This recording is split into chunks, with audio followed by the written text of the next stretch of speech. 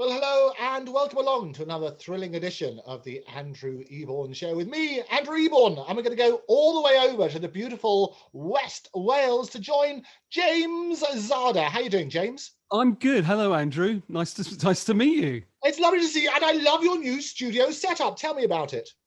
Well, it's very nice. On the camera, it probably looks like it's all my keyboards are bent to sort of like fit in a goldfish bowl, but that's just the camera.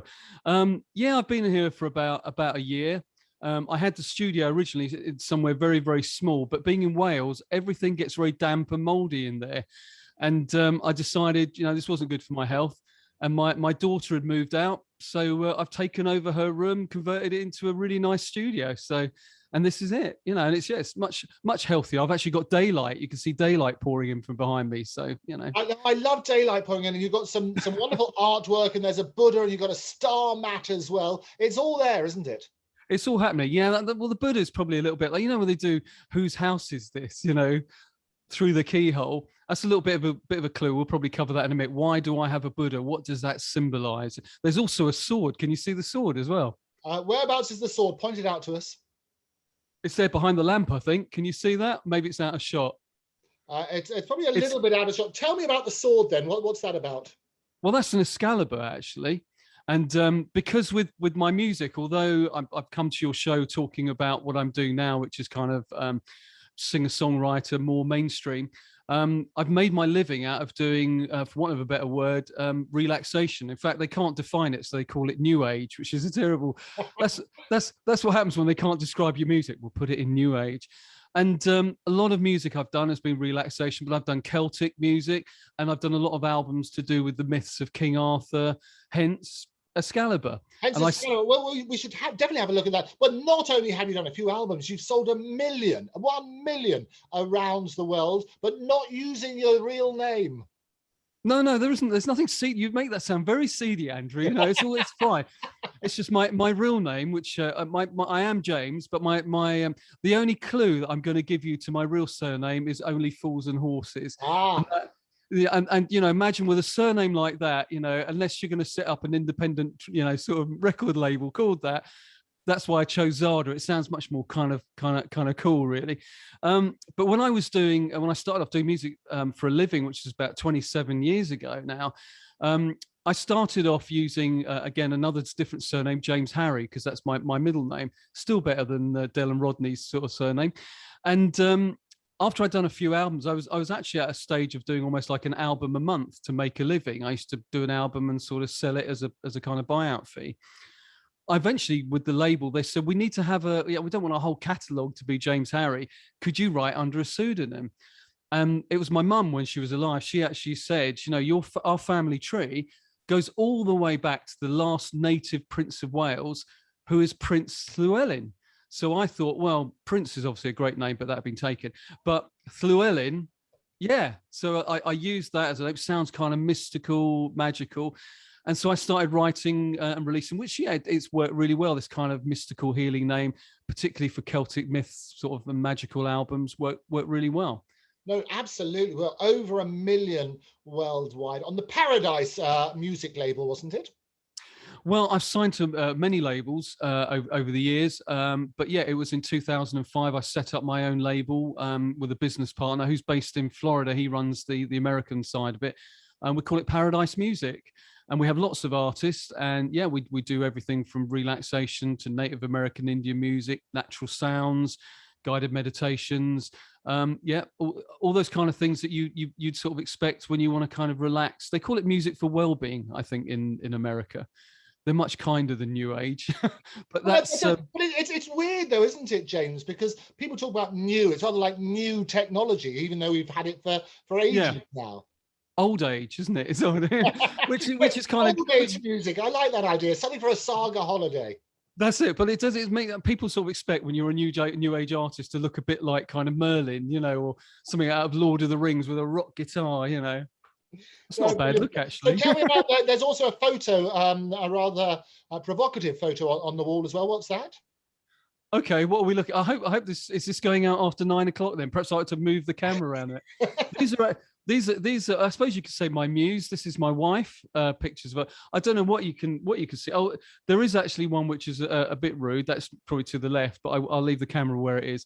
But yeah, no, she's amazing, my wife, and one of the things that she likes doing is a kind of boudoir photography. You know, they don't strip off, but it's kind of very sexy. It's very empowering for middle-aged women to do those kind of photo shoots. You know, and then I hang the artwork in my studio. I can see, and there's also a cabinet. Are they full of trophies? No, the cabinet's a bit embarrassing, actually, Andrew. Do we have to go there? Yes, absolutely. No, only because you're tantalizing. You're glorious. You're obviously a media pro, so that tantalizing moment we say, do we have to go there? Well, the answer's got to be yes. Okay, well, in that cabinet, it's something which. Have you heard of the expression Whovian? Have you heard of it? Well, I could be described as a bit of a Whovian. That is filled full of Doctor Who collectibles. I think there's a Batmobile in there. I don't know which Doctor Who episode that appeared in, but yeah, it's mainly I'm a big fan of the kind of John Pertwee, Tom Baker. So it's more they're kind. They don't say they say the classic era. So I'm a bit of a fan of the classic era. I've also got what used to sit on top of my speaker, but it's in the cabinet now. But there's a giant Dalek in there, and I've got brilliant. Well, a friend of mine used to represent the creator of the Daleks, which was really what Terry Nation. Yes, exactly. Oh my god. So they used to have lots of sort of fun with that. Tony Hancock. Yes. It was his nephew from several years ago. So he actually used to represent him. Oh wow! So what Terry Nation is Tony Hancock's nephew then? Well, no. Well, Terry Nation was his agent. Was okay, right, sort of stuff. So all of these everything 6 degrees of separation, which is what I love about it. But no, Dalek collections are fantastic. So do you have a favourite Doctor Who? Well, kind of, because I grew up. I think it's when you grow up, you know. I think it has to be kind of John Pertwee, and then they talk about the more recent ones. But I've enjoyed sort of David Tennant, and I think he's probably the favourite of the sort of recent ones, you know. But my wife kind of likes David Tennant, so she'll be happy with that choice. Well, my daughter always likes David Tennant. That's her favourite, and she's a collector. Of those sort of things, and we go to all these cosplay things, which is rather fun. Comic-Con and that sort of thing. Yeah. Huge business. Do you go along to Comic-Con? I haven't, but I have been along to the Doctor Who exhibitions. That's about as far as my wife will allow me to sort of go along to. But yeah, I mean, I sort of buy the old DVDs. My daughter says to me, you know, do you want another DVD, Dad? Yeah, so I get one, and I put these in, and I don't know why I watch them. You know, I think it's kind of it's almost like I've kind of likened it to people that support a football team, and I kind of support the John Pertwee era. But then, you know, like whenever you put them on, the performance is terrible, but you're still loyal, aren't you? You know, the set shake and the monsters are just like with a glove with some suckers stuck on them. Why, you know, I think it's just the memory. It makes me feel like I'm sort of 10 years old again. Oh, absolutely. But I'm with you on that. And as a 10-year-old, I remember cowering behind our sofa at home down in Bracklesham Bay, where I was at that stage, and it was terrifying seeing the Cybermen and these funny creatures, and the Daleks were the most terrifying of all, and extraordinary. Were you such a child? Did you hide behind the sofa? I wasn't scared. I actually sort of bring it on. I wasn't, you know, maybe because I knew it wasn't real, but no, I wasn't. I was there. All my memories are, for some reason, I used to eat banana sandwiches. It would be on a Saturday, eating banana sandwiches, and I was so dedicated to the series because it's hard for kids to understand nowadays, but you know, it was never repeated on iPlayer, or, you know, it went out, and if you didn't see it, you missed it. And if I had a children's party on that fell on the Saturday, I wouldn't go. You know, I was adamant. Are you sure you don't want to go? No, I'd be at home with my banana sandwiches watching the Doctor Who episode. It was, you know, my life was centered around watching, you know. But it is interesting, isn't it? Because we did have television. You had those iconic moments, and the water cooler things where people would get round the television, watch those moments on a Saturday night or whatever it is, or 5 to 5, it's Cracker Jack on a Friday. You'd watch those moments. Those have gone now, haven't they? Well, yeah, but it's all. I mean, like on Christmas Day, we would make sure that we had our Christmas dinner and everything all ready for the Queen's speech, followed by the Bond movie. You know, that was always part and parcel of it. But yeah, well, I think in some ways it's good, isn't it? Now you've got flexibility, but in other ways it's sad that the whole family doesn't look forward to it like a kind of an event, you know. Well, it's also a sort of fragmented market, which is the problem. So everything Yeah. is a call on our attention, which means that some of the great unifiers are things like music and relaxation music, which is why it's such a multi-zillion-dollar business. Yeah, I think it's a more stressful world. I mean, that's why my relaxation music has provided me, with an income really to be able to do that.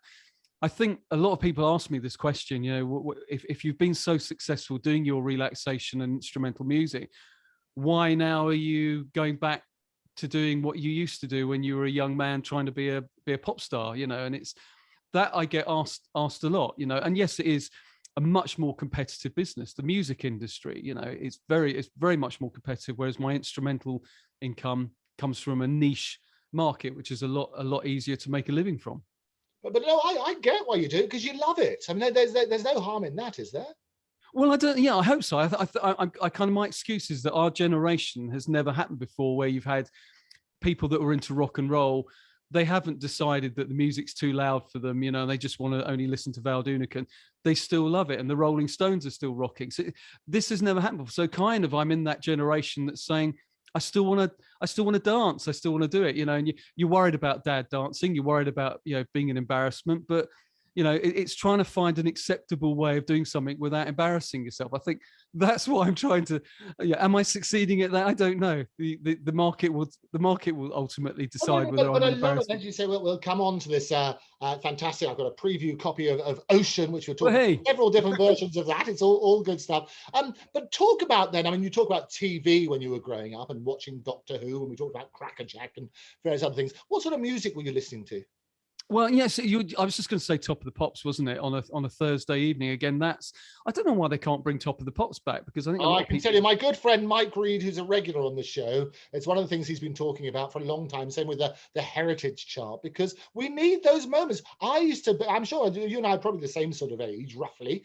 And that used to be the iconic moments, didn't it? You wanted to watch Top of the Pops and Yeah, see that, another water cooler moment, see who was going on. And I still remember the days that you saw Boy George first on Top of yeah, the I Pops or saw that. whatever.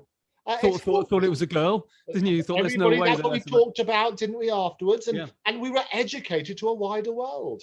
It was good. I mean, Top of the Pops, you would. I mean, I understand it now, but I remember at the time being very angry when they would have like suddenly an act on there at number one, which was like, Clive Dunn surrounded by all these kids singing Grandad. And you think, what is it? You've crashed my favorite show here.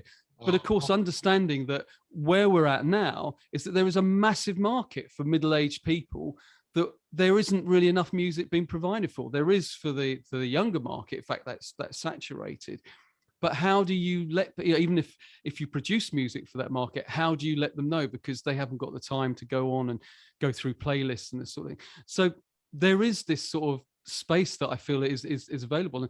And Top of the Pops is kind of, it was a way that you found out what was on, and it was a very powerful medium. If you've got a record on Top of the Pops, you'd almost guarantee a hit, because millions of people would Absolutely. watch And it. I say Mike and lots of the artists who I know are very influential in your music and what you're doing now. I mean, from that sort of era, from the 70s and 80s and so on and so forth, you would go and break a band on being on Top of the Yeah. Pops.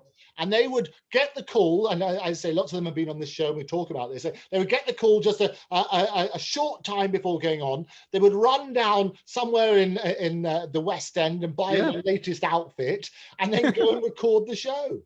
Well, I think it was Wham, wasn't it? That they by their career, because they were going around all these clubs doing these dance routines, that transformed very well to television. But their Young Guns, I think it didn't make it, I think, into the top 40 to get onto the show. And they got a phone call by fate that one of the acts at the last minute was ill. Could they fill it? And like you say, the mad panic. They had the routine already.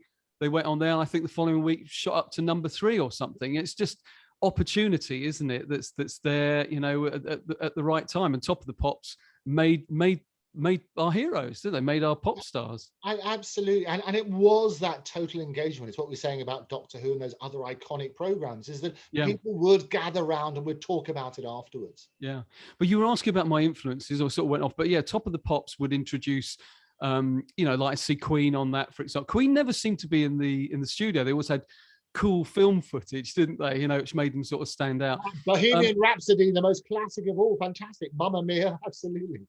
Yeah, so all these kind of things would introduce me to. I mean, that's how you got into the single, and you felt if you went and bought their single, that was kind of a big deal. If you bought the album, then you were a serious fan. That's kind of how you felt, when you came home with the big album, and you persevered with it. Even if you put this album on, you thought, well, I played the singles, but I don't know, I bought it now. You work with it, and soon the album would grow on you. Even the tracks that you didn't like at first would become your favorites, and probably the singles less so. But you work with it, and it molded into one listening experience, which you were having in your bedroom, as opposed to just liking a track or not liking a track very quickly. You're overloaded, aren't you, today? It's a different kind of experience. I mean, I can't imagine kids today working in music the same way, which I think, they're lesser for, aren't they? They miss out on stuff which, if they gave a few more plays. Absolutely. And everything. But the music industry's changed dramatically. I mean, and the money side, not least. I mean, you talk about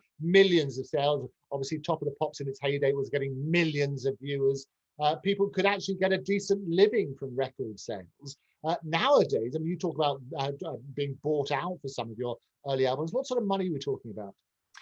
Well, it's changed for me. I mean, I'm going to answer this in quite a cynical way, but when I first started, I used to get £300 for a buyout, and that wasn't quite enough. I needed about £1,000 to pay my bills, so I used to do a bit of print broking sort of on the side. And then as I got better known and I signed to a different label, a buyout album would be like £2,000. So I had enough to pay my bills and put some aside for the next month, because I didn't get a buyout every month. And then I would get onto artist royalties. And with artist royalties, people would think, if I've sold over 1 million albums, well, surely you're getting probably 10 quid an album. You're not. On a royalty, I had to get to 45,000 sales before I would get to my maximum, which would be 9p on a CD. And most average percentages, this is what you're talking about, which is the whole streaming industry. The average is about 15% that you get. So obviously with streaming, you've got to you've got to stream an awful lot of music to be able to make a living out of it. So when I set up my own label in 2005, apart from the distributor, I'm getting all the income coming in for that. So if you've got a lot of albums, and I think this is another thing people don't know from the music industry, if you only produce like 1 or 2 albums, then unless they're incredibly, successful, you're never going to be able to make a big living off like that. And if you're signed to a label, you're supporting all the other artists that they've signed that haven't been successful with. So therefore, they're going to make as much money out of the successful artists. So in some cases, if they've got a deal with, because a lot of major labels have got shares in companies like Spotify and so forth, and they'll do deals where they say, our bigger artists that you want to play, we'll give you a smaller, you can pay a smaller royalty on that. So of course, that smaller royalty, the artist is getting an even smaller cut of that smaller deal. Whereas if you're doing it yourself, you're okay. So for me, with my relaxation music, I've done probably about 200 albums over sort of 20 odd years, but there's only about 5 or 6 of those that really support me and make my income. Would have been great if I just did those albums, but you have to do a big catalog. It's a bit like Sting and Every Breath You Take. I think that's about 1/3 of his income. So with a lot of artists, there's always the record that is the thing. And I think what I'm trying to do with James Zada is hope that I've got the song that will be able to support a career as James Zada. What that song is, that's what the public ultimately sort of decide at the end of the day. No, it is interesting. So just going from then the transition from you as an avid watcher of Doctor Who and Top of the Pops, what was your transition into the business itself? Talk me through that. Well, when I was at school, they didn't have. A lot of kids nowadays have, like technology rooms with music computers and keyboards and this sort of thing. So they didn't have that. It was a very classical, music orientated kind of school. But I was brave and bold enough to go to my music teacher, and I played him. It was Live and Let Die. This is like 1973. I'm really showing my age here. But I was very small. I think I was about an embryo at the time. And I said to my music teacher, how do I sound like this? And I think it was only on like a Walkman or whatever I played it to, which must have sounded amazing. Live and Let Die. This incredible sound. And rather than him turn around and say, I've got no idea, because I'm that's music production, and that's done in a studio and also, he said to me, you need to learn to play the piano. And I just couldn't get the connection between sitting in a music school going da da da da da da da, or playing Magical Bird song. I just couldn't see the connection between that and the records that I was listening to. So I kind of at that time we were coming into the early 80s, where drum machines were first sort of coming in, and that to me was a starting point. And I self-taught myself the piano because I couldn't read or write music. I just couldn't get the connection with that. I couldn't see joining the dots, if you pardon the expression. I couldn't see the connection. So I would teach myself chords and try and play pop songs. And I used to get guitar books, and I'd play guitar chords on the piano. I'd follow that through the lyrics. And I started to understand songwriting as chord patterns, and then with the drum machine, and then listening to bass lines, and then understanding how all these things came together. We were talking about music that inspired me. My brother was very much into all sorts of different styles. He played Elvis Presley right up to kind of punk, Dr. Feelgood, Joe Jackson, all sorts of things like that. And I wouldn't be aware of the fashion or styles. I would literally be in my bedroom. So I remember the Sex Pistols. I remember the album, I put it on and I would treat it like a Queen album. I put it on and I'd think, right, let's see what this is like. We're so pretty, oh, so pretty. Oh, this is quite catchy. I didn't understand about the punk movement. I just judged. I thought some of the tracks on there are quite good. I just treated it as music, and I loved all different kinds of music. So for me to hear at that time, the early 80s production, I remember Lexicon of Love by ABC, Trevor Horn. That it wasn't ABC I was listening to; it was Trevor Horn's production.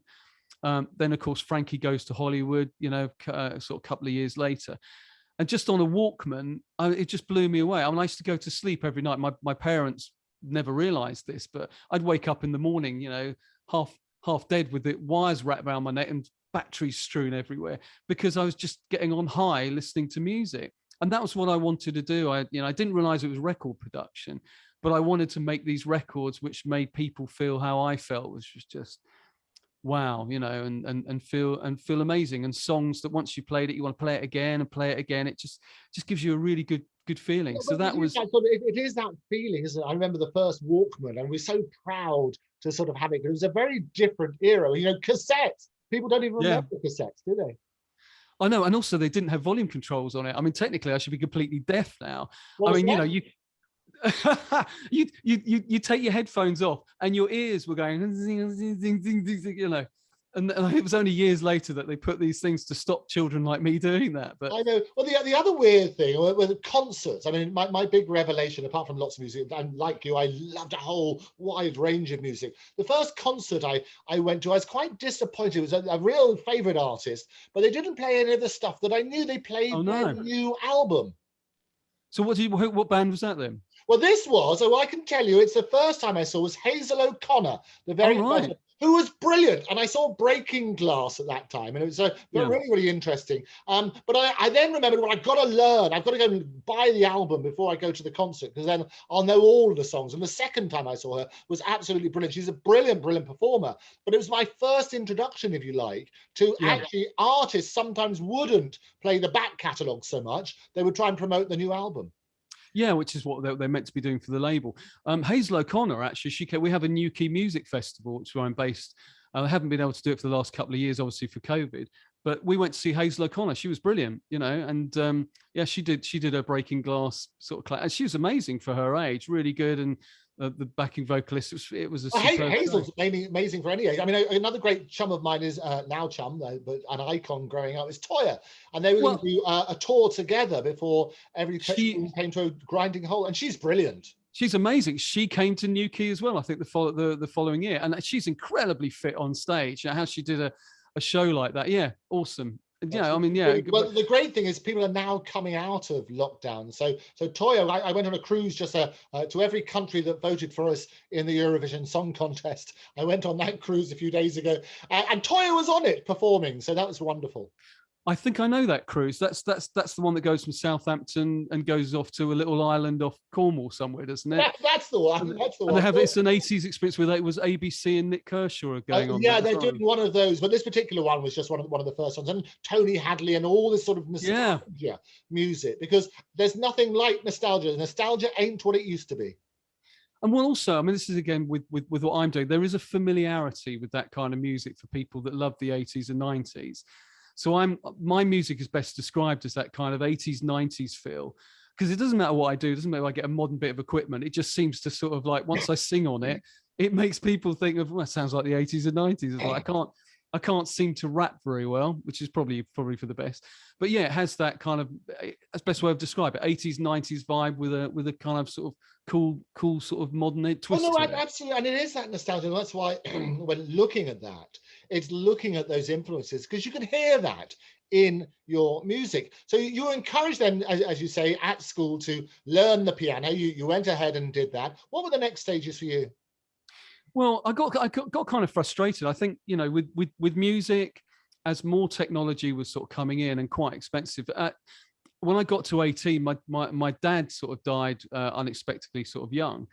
And what that did was that actually he took out a widow's and orphan pension, which left me a considerable, I had a brother and sister as well, but it left us with considerable money, which my mum obviously wanted to support me. She knew that how keen I was on music. So at that time, I mean, the technology now has gone so advanced. So at those days, you know, you'd get one of these drum machines. They were massive things, like Lynn drums. I don't know if you remember those from the 80s. And nowadays you have thousands of sounds. Well, this would have like these chips in it. You have about 8 sounds in it, but it sounded more realistic. And then the advance of a technology called MIDI. And before then, I used to have to sort of program keyboards live, which if you got it wrong, be a bit embarrassing. You wouldn't know till you pressed the button. And used to have all these things called CV triggers and things. So MIDI sort of came out, which was great. So I could actually store a lot of information before as backing tracks. So the equipment kind of enabled me to be like a one-man band. And I was very much compared with Howard Jones, who was doing a similar thing at that time. And I was managed by David Stopps, who managed Howard. So I went very much down that, you know, one-man band sort of thing, playing lots of keyboards and things. But because of the comparison with Howard Jones, there was a friend of mine who used to be a support act called Simon, and he used to come on doing robotic dancing, you know, very entertaining in pubs. He was a bit naughty, he used to go through women's handbags and take all sort of embarrassing things out.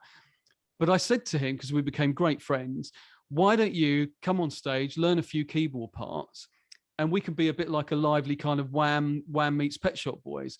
And we called ourselves Charlie's Brother, because my brother's called Charlie. I think a lot of people thought it was a cool name because it's like street name for cocaine, you know. This isn't that. This is Charlie's Brother, you know. Hey, but no, I had a brother called Charlie, so it wasn't that street hit. And we did this, for quite a number of years. We did the usual thing. We went through lots of showcases. We did a showcase for EMI at No Miss. Big A&R people came down. We got signed by Smallwood and Taylor, who were managing Iron Maiden. I don't know why they took us on, but anyway, they did. And we just never got that break. Like so many bands, we got that close, but it just never kind of happened, you know. So with me, I was always writing songs, always kind of pursuing the dream of being a pop star and in a pop band. Really, that was what I was doing. All from those early days, from listening to something like, you know, Paul McCartney's Live and Let Die. Yeah. Just I became consumed with it because I loved it. Yeah, and I think that's the key, because you want it when you see these people who are so gloriously creative in your living room, and you sort of turn around and say, actually, I'd like to do that as a job. That's got to be great, isn't it? Oh yeah, I'm definitely. I mean, we've all done it, haven't we? We sort of like run our own Top of the Pops in the bedroom, probably even doing the Mike Reid introductions, and then sort of jumping on the bed, which is the makeshift stage area, you know. And the hairbrush comes out. I think I used a torch because it was quite good, you know. I was a bit more creative than a hairbrush. I could have a light on myself. But yeah, I did all that, and I kind of, you know, I think like my parents, particularly my mum, was worried that I wasn't going to succeed at this. There was always this kind of expression of, you know, you need to have a second string kind of thing. So there was always this, you know, get a proper job, you know. And eventually, when I met my wife, yeah, I did have to get a proper job. And I think a lot of people kind of were very much pointing the finger, going, "Yeah, you got to grow up now. See, now you know what it's like." So I did. I had a proper job. I went into sort of advertising. I did quite well in that, but it wasn't what I wanted to do. And it was really from that point that I had a studio at home, and my sister, she was a massager. and she used to use this music in the background. And it was, yeah, she gave me one of these cassettes and said, you could do something like this. And I listened to this music and I just thought, God, this is so crap. I could do this. I could do this. I could make this is better than doing a job doing advertising. And that's what I did. So I created some albums. And in those days, there used to be shops called Athena, where you used to have pictures of dolphins and that. And I used to go, it was a bit illegal really, but I used to sort of use those cover images and make them into cassette covers, And I would go along to these mind, body and spirit shows with my cassettes. I'd be running them all off sort of like, the night before. And they just did really well. People loved them. I used to sell that. And I thought there's something going on here. And I contacted a hypnotherapist who used to use this music sort of behind. And he said, I think I want to create a range of music, as well. Would you be interested in doing that?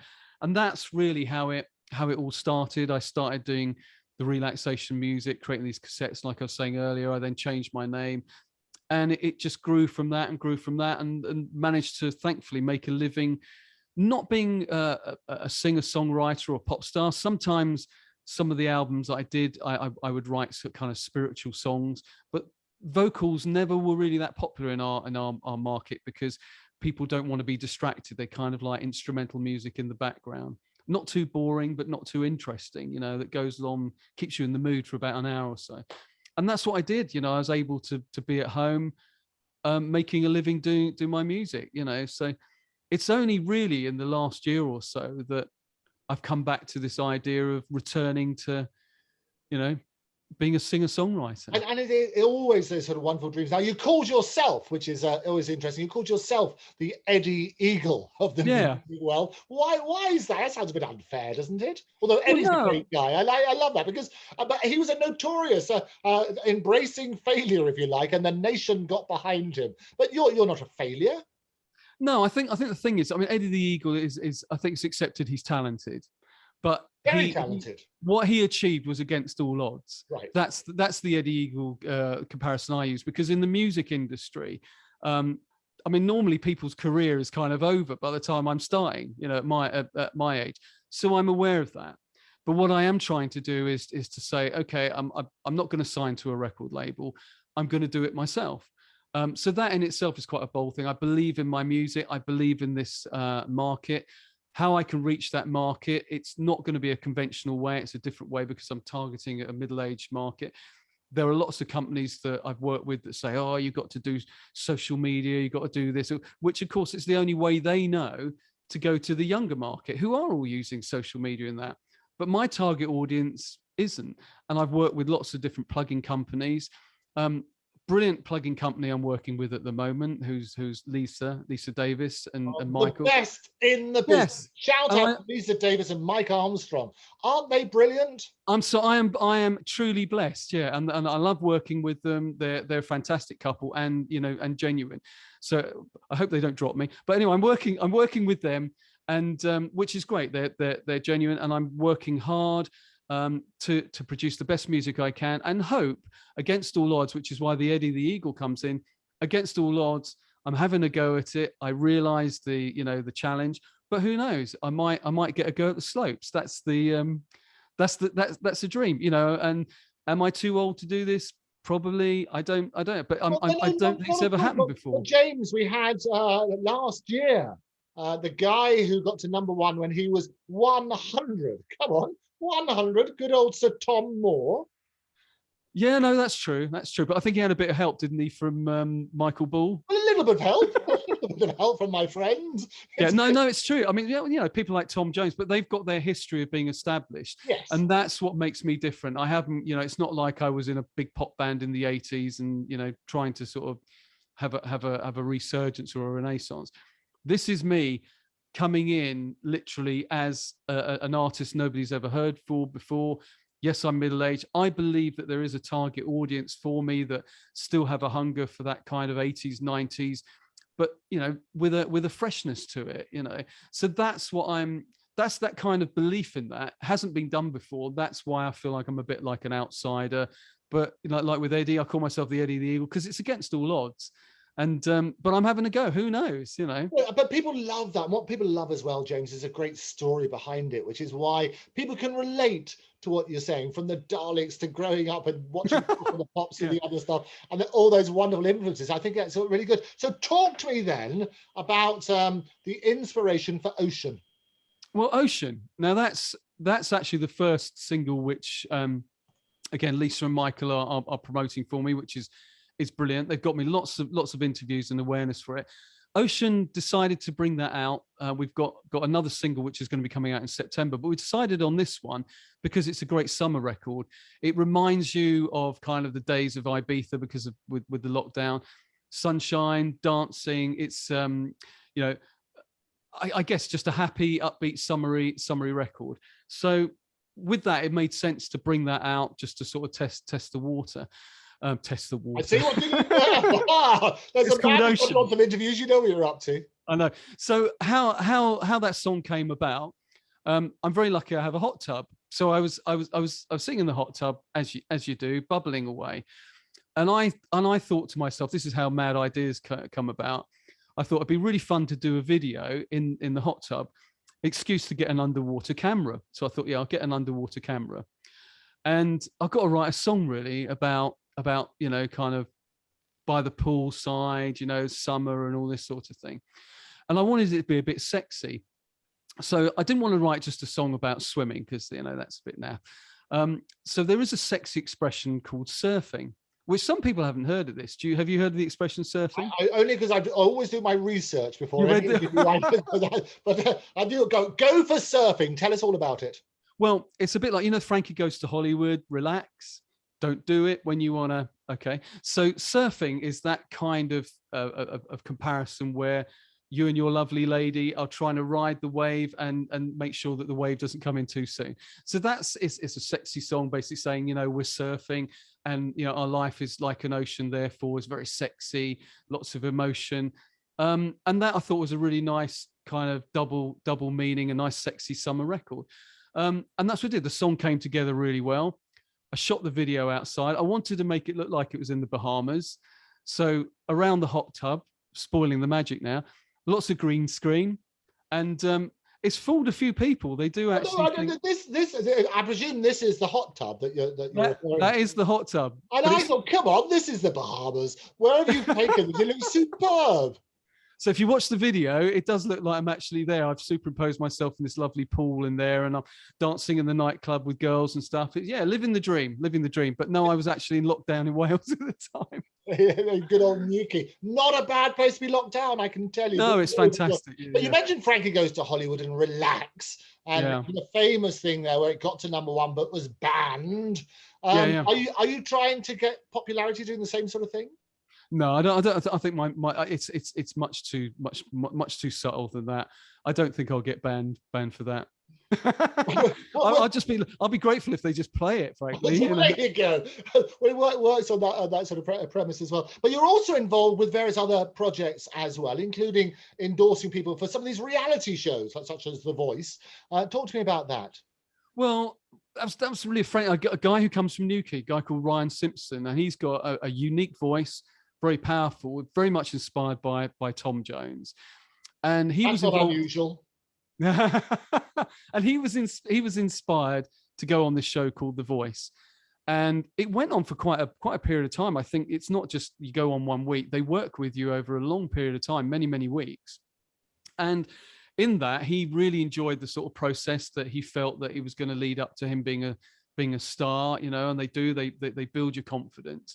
You're working with professional people. And for Ryan, when he went on the show, there was that awful moment. And God, you know, my heart just went out to him when he was telling me about it. But none of the judges turned round. I think Tom Jones, you can see on the playback, looks like he's going to. And he said it's the worst feeling in the world where suddenly there's 2,000 people just hush and they all go, oh. And it, you know, I know that this really affected him. And I said to Ryan, look, I'm going to do a song for you. Let's do a track. If you're interested, it's called Welcome to the Weekend, and Ryan Simpson. It's on Spotify.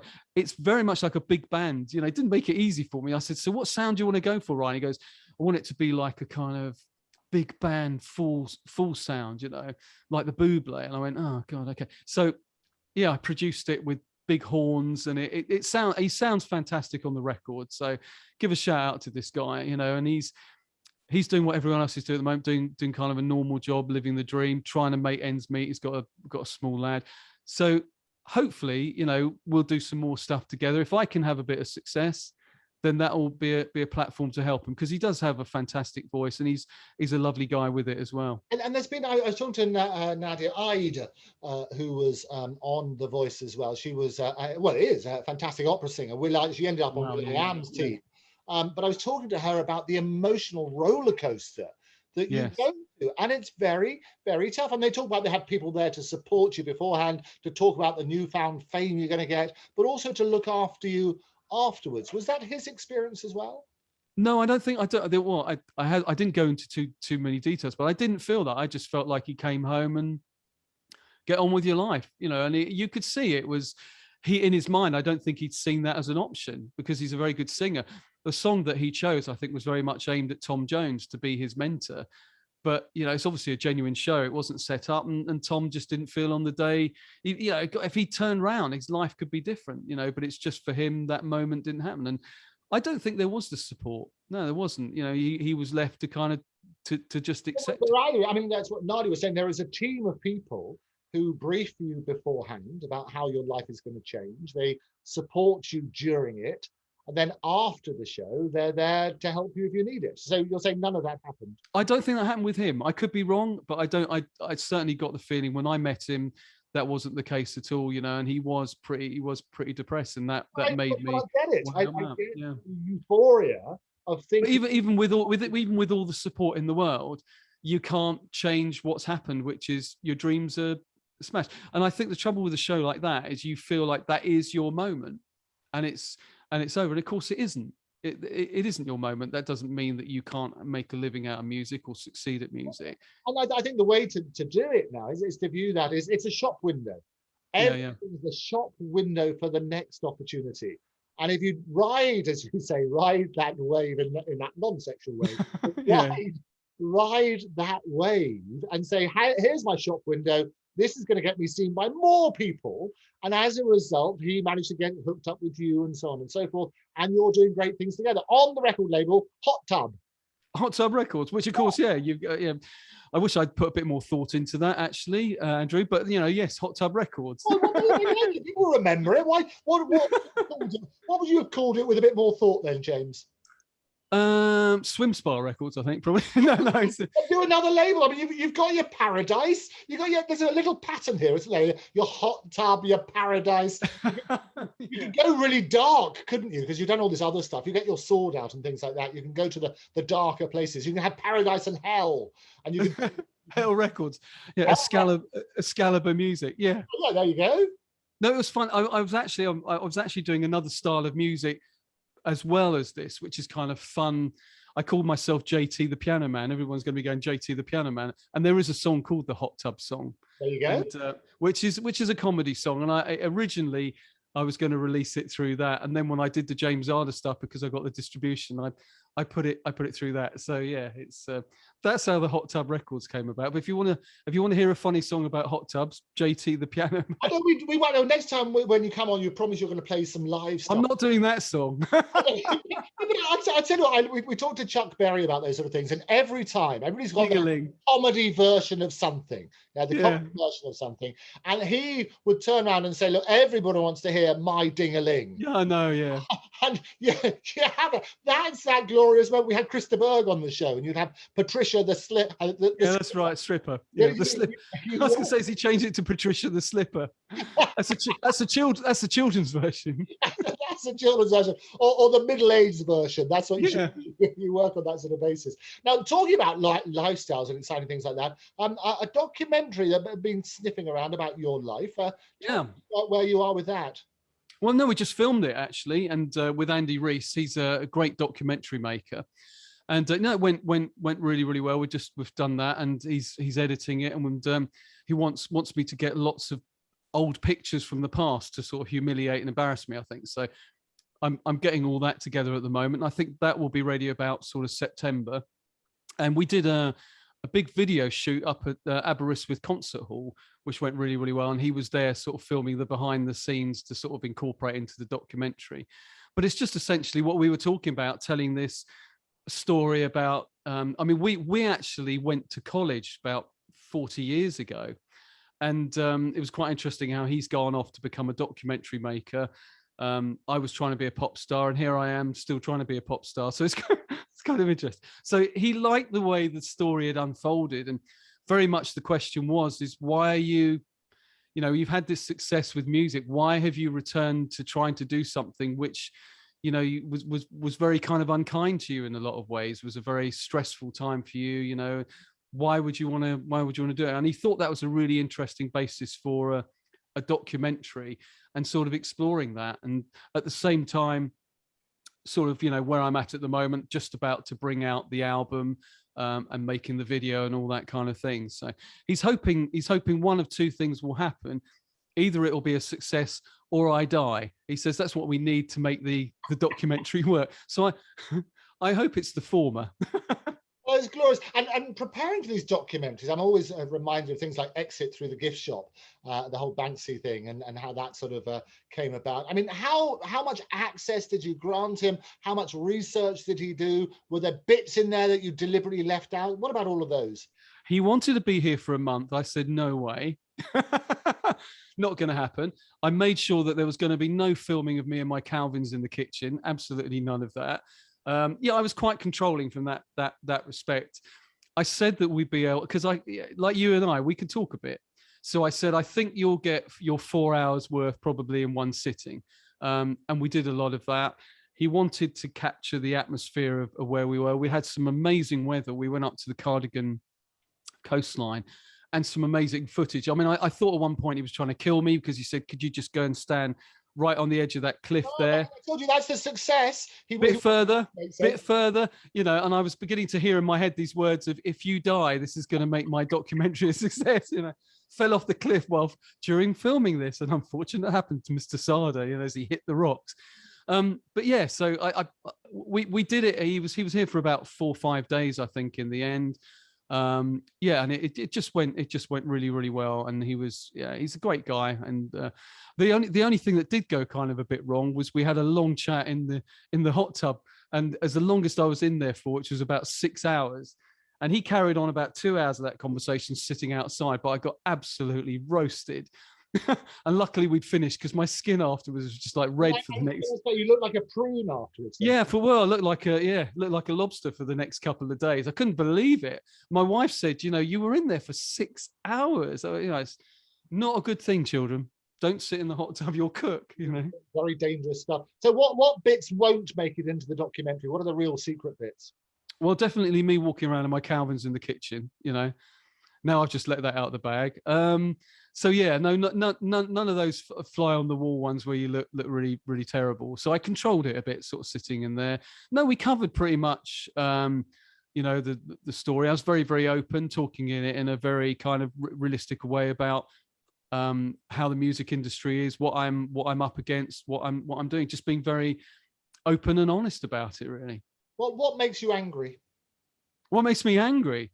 Well, I'm quite a laid-back kind of guy. I think technology failing. I'm one of these people where I could be in the studio and everything's going fine, but if I just get one of those days, I know it happens to you, that you sort of wake up and you think you wish you stayed in bed, where things that like the computer doesn't turn on, an app won't click on, one of the speaker leads is down, and then when I come in to sit down and watch a bit of TV, Sky won't work or whatever. And then my wife just thinks, I've got I need to go and see somebody because I'm getting upset with the TV not working. But it's just, there's been 100 things that happen before. So I get angry with technology. I joke to my wife, that if I'm ever in a situation where I'll be in hospital on a life support system, she'll go, I'll just turn it off because there'll be a power cut. It'll happen, The gear, technology, I don't just get one bit goes wrong. The whole thing. Whenever I show her something if I want to show her a video clip on YouTube or something, I go, have a look at this, darling. It's like, it just goes, or it flips upside down. It just, me and technology, sometimes it just goes mad. Doesn't work. And people tell me, this is the most famous phrase. That's never happened before. I've got a car that when I go and fill it up with petrol, the oil light comes on. And the garage, I've told them about this, and they go, "That's never happened before. Are you sure?" And it's like, "Oh yeah," as if I know I'm going to go down the garage and make up some story about the oil light coming on. But sure enough, every time I fill it on, the oil light comes on. If I start the engine again, it goes away. But they have no idea. But these kind of weird things happen to me that shouldn't happen. What make of car is it? What do you drive? That's a Volvo. I'm very lucky. I've got I think they call this a midlife crisis. I've just recently got an MX-5, which is a nice a Mark IV one. I've had 3 MX-5s, so technically I'm allowed to cut your hair now, I think, as a hairdresser. So yeah, no, but it's this Volvo, which is a great car, apart from when you fill it up, the oil light comes on. I don't know why, you know. All the Volvo experts will be writing in now, telling you why that happens. No, they'll just say, "I've never heard that happen before." But yeah, what makes me angry, I suppose, there you go. It's I have a bad techno day, and I don't know why things just do weird stuff. So what do you do to relax? Well, some people might say listen to my own music. That is an occupational hazard. My wife has wandered into the studio and I've been fast asleep. I just tell her I'm working, you know. But yeah, sometimes I've been working on a track and it's like maybe 12 minutes long, and I get 8 minutes into it, I'm slumped over the key. I can never get through the track. That can be it. So I'm quite relaxed, you know, and I've just started doing a bit of painting, actually. You know, I haven't painted since I was about 18, so I thought I'd get an art easel and some paints and bits and pieces. So here we go. Have you got something to hand? This is the first thing I've painted since I was 18. Hold on. There we go. Let's have a look at this. No, we like the idea. Look at the top half, really. Okay, you can talk us through it then. Well, can you see that? Is that on screen? Yeah, that looks good. Well, I'm pleased with the moon. There's a moon here. That came out quite well. And then I thought I'd try some bushes and things, but that hasn't gone too well. And I thought I'd add a bit of some nice little sparkly bits, but it fell out the tube all over the place. So I painted. But this was just my very first attempt. Yeah, it's not too bad. I'm going to paint over it again. But there we go. But you know when you wish you hadn't mentioned things, you know that. I'll mention all of it. Anything within my sight line, I see your Excalibur. So, any of those sort of, it could be an album cover though. I like it. I like the moon. Was that taken from New Key? What, that? Yeah. No. That's just me. Just I should say yes. No. It's I think I will if I'm good enough and I can get to that stage. Maybe look at a photograph and I'm just sort of messing around at the moment, watching YouTube videos and just trying to sort of teach myself a little bit like playing music. But the thing I liked about painting was you were saying about relaxing. There isn't a pressure. I haven't got somebody saying paint me a picture. I've got to have it delivered or anything like that. It doesn't matter if it goes wrong. And I quite like the idea of that sort of appealed to me, sort of being creative and messing up, which I think that's a fine example of that. I think you'll agree. Oh, no, I thought it was good. I know you're looking for that compliment, but I thought it was good. Be careful what you say, Andrew, or I'll post it to you and you'll regret it. My birthday is just gone, but I'm sure there are other celebrations that I can look when was your birthday? On the 7th of the 7th every year. Oh, right. Okay. Not because you said recent, because mine's the 20th. So are you a Leo or a Cancerian? I'm a Cancerian. Oh, well, there we go. Fellow Cancerian. So there you go. This is why we can chat for England. I love it. It's always going to be good. Now, the other great thing that's happened to you is your remix, your dance remix has been received critical acclaim. How did that come about? Well, this is bizarre, the remixes. I work with a promotional company called Beat One. And again, their way of sort of launching me was to do remixes, which I kind of thought was a little bit strange, but I kind of went along with it. So they have all these really young, talented remixes. There's a guy called Black Habit, and he's never met him, but he's this really cool garage mixer doing real, gets played on loads of stages. Volvo. Ask him about the oil light. He might know. I'll do that. Garage mixer. He's a garage mixer. So he does this mix of one of my tracks, which is kind of really cool. Gets it played on all these specialist garage stations, which is really, really amazing. And some other mixes as well as a remixer called Cellar Door. He's much more kind of club orientated. Operator S. all these really talented remixer guys. And this track Ocean, they did some various mixes of that. They ran a campaign, and loads of stations played it, loved it, supported it. And when we came to release the single, it seemed the natural thing to put it on there with all these remixes. So, excuse me, certain radio stations, if they want to, they could play a remix version of it. It was great, because if you have a look over here, we've got sort of 8 remixes here.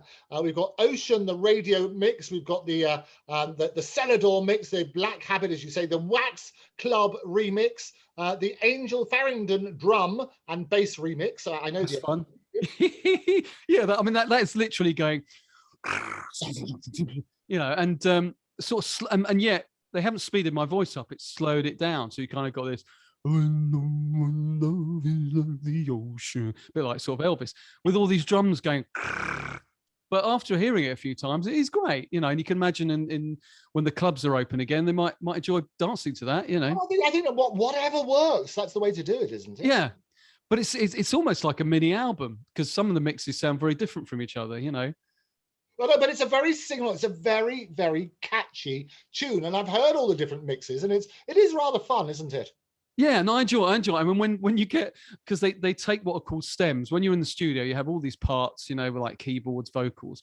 Some of the remixes, they're only interested in your vocal parts, and they can speed them up, So sometimes it comes back, I'm singing, love is like the ocean, and it comes like, oh, love is like the ocean, and I'm like, isn't that a bit odd? And they go, no, man, it's what the kids are digging. Like, okay. It's what the kids are digging. I love it. Go with it. Go with it. I think, it's they use lots of different expressions. I don't think that's the expression that they I hope they do. I hope that's the 70s expression. That's what I want. Kids are digging it these days. They use if it's a good tune, it's called banging. Banging. It's a banging tune. That'll get the band as well, won't it? A bit of banging. No, that's what they say. It's about. So yeah, apparently it's a banging mix. I thought at first it's too loud and it's distorted. So I said, well, let me know when they get the balance right. Hey, I love it. Banging and buzzing. Buzzing's good as well, isn't it? I don't think buzzing's a modern word, mate. But I think yeah, bang. If you say there's a banging tune, then you're okay. I thought a bit of buzzing, down with the kids. Isn't it? No, buzz is a bit old now, I think. Oh, is it? Well, it's rather like Michael Jackson. I remember we talked about Michael Jackson when he said, "But bad meant good," that sort of thing. Yeah. Go, you that's 80s, but you're showing our age. Oh, yeah, I'll show you our age. I think Michael Jackson bad was the 80s, wasn't it? It was. It was still good. We love it. But that's that whole lingo thing, when bad was good and buzzing is this. And well, the strangest word for me was sick. I couldn't get, I couldn't, when that first started, I was just like, how can that be a good thing? Like what you're doing, bro, is sick. Well, brilliant. Well, later on, I'm going to be talking to Dean Friedman. I don't know if you remember Dean Friedman. Yeah. Brilliant writer. But what I love is one of the lines in his song Ariel. He has hi. He said, I said hi, and she said, yes, I am. Yeah.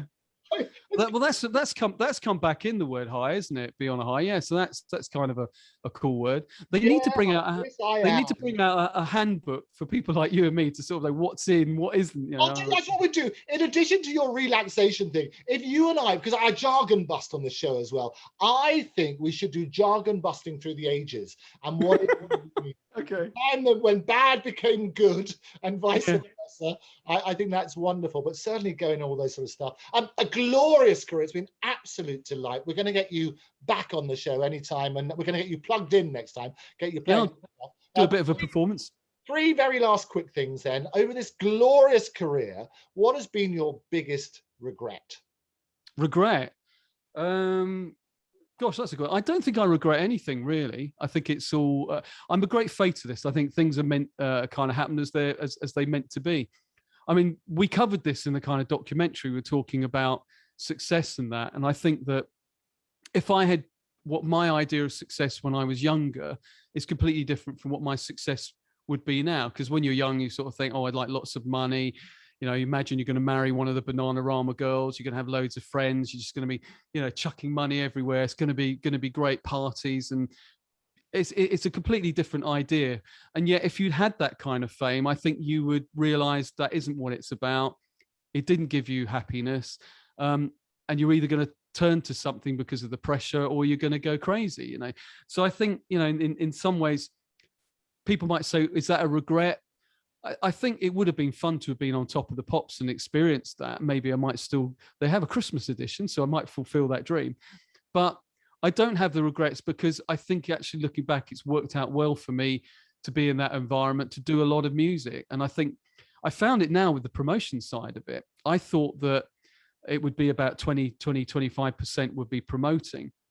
But I've had to stop making music and concentrate on doing lots of interviews and promoting. It's almost been 100%. So that's been an interesting thing for me. And I think that if I do get to achieve some sort of level of success, I think I wouldn't be greedy to go on with that. I would pull back and say, what I'm doing this for is to allow myself to do music, which I love, and have an audience. But I can see how you could very quickly be taken down a pathway which isn't the pathway, because I love making music, and I've been very lucky to just, I haven't had to tour. I've literally made my money out of my music, being as records, as CDs and streaming, which I know is quite unusual. We were talking about that earlier, where a lot of artists have to tour. I haven't had to do that, so in some ways I don't have regrets, because it's been good to me. You say that doing these interviews is a sort of evil necessity, if you like. Do you enjoy them? Well, yeah, I do. I enjoy it like this because it's fun. Some people I've chatted to, they're crazy, or they're looking at their watch, and that's a bit so, because they're like going, and you're talking, and they're, yeah, James, yeah, and you're thinking, and they go, well, that's been great, and I'm like, have you got everything you need? We've only been chatting 3 minutes. Yep, I got dressed up for that. So it's like, it's nice. Some people you meet that you're going to have a relationship with, and it's really good, and you think, yeah, that's really nice. They seem genuinely passionate about what they're doing, But I think with others, you can get a sort of vibe off immediately. You think, oh, this isn't going to be long, and they're not. I don't think they've even heard my music. Crazy how you can talk to people. What I like to do, James, is when anybody who comes on, I try to become the world's expert on them, because you can then share the stories, you share the passion, and actually help people buy from people, don't they? Oh, definitely. Oh, yeah. And that comes across, brilliant. So thank you for researching me. Thank you for fantastic. I have the world expert on James Zada. I love it. It's going to be good. Now, so okay, we talked about your regrets. What would be your proudest moment? My proudest moment, I think, for me, with my relaxation music that I was producing, it's kind of when you get letters from people and telling you how they've been suffering from Great Depression and how the music has helped them through. That's really quite something. And there was a lady, she was quite elderly, and she was dying from cancer. And she had come across an album that I'd done with my wife, because my wife's a singer. She's the artist Juliana. And when we do albums together, particularly, this was an angel-themed angelic album called Crystal Angels. And with this particular album, we'd multi-layered her voice, I think about 12 times. So it sounded like this beautiful choir, but all done very, very, very softly. And it was a very ethereal album. And this particular lady, she had this playing, and because it stays very much in that kind of place and it sounds very heavenly and very soothing, she loved it so much. And her before she passed, she requested that the CD was buried with her. She wanted to be holding it against her heart in the coffin. And that took a lot of organizing on their part to get permission to put that in, but they achieved it. So I think for someone to want to be buried with an album because it meant so much to her, she thought my wife was an angel in the way that the energy that came through her singing was just so healing. So I think, that is, an incredible moment for us. And that's when the music gets serious, when your music's used at funerals and important events, Oh no, absolutely the best accolade of all. And looking back then at your career, is there anything that you would say to the younger James starting out in this business? Yeah, no, I mean, not to worry so much, because when you start, you don't know that you're going to make a living out of it. You don't know where the next money's coming from. And a lot of people who want to be like me, they want a shortcut. And I think this is the thing that my wife is brilliant behind me. You need someone to support you, because growing up, I had my mother supporting and believing in me. But when it comes to you've got a family and you've got bills to pay, I think, you know, if I hadn't got my wife behind me to believe in me, she wouldn't have let me rack up the bills on a credit card, because there were times when literally to pay the mortgage and pay bills, we had to put it on the card. She didn't ever turn around to me and go, "This is silly. You got to go out and get a proper job." There was that faith, and it's a kind of blind faith that I just, you know, you just don't know. It went okay for me. It might not have been. I had to do a lot of work, and a lot of artists that come to me and say, you know, I'd like to be like you. I'd like to have some successful albums. When they find out that I've produced over a couple of hundred albums, and the financial difficulties that I got myself doing it, it's kind of like, yeah, wouldn't want to be you, man. And it's the same thing what I'm doing with James Zada at the moment. You know, I'm doing something which my wife knows is crazy. You know, if I was with a record company, I've got a 5% chance. That's with a record label. So I probably got less than that. But it's something that she's behind me and going, well, you know, okay, you've earned some money. If you want to throw it away, trying to do this, I'll support you. So that's kind of, you know, what I've learned from, you know, from it, really. Fantastic. Well, Andy always says that the way to help sell the documentary is if you're no longer here. Assume you are no longer here. How would you, James Zada, like to be remembered? I think for my music, probably. And I think I just like, you know, music to me is something that I get an awful lot of pleasure from. And I think for people as well, it takes you out of those moments of depression. You forget about things for a while if you go to a concert or you put something on. So I just like to be somebody that has contributed to that and changed people's lives and made them happier and better, even if it might be for a small moment in their lives. But I'd like to be remembered for making people feel a bit better. Fantastic. Well, you've certainly done that today on the Andrew Eborn Show. It's been an absolute delight having you here.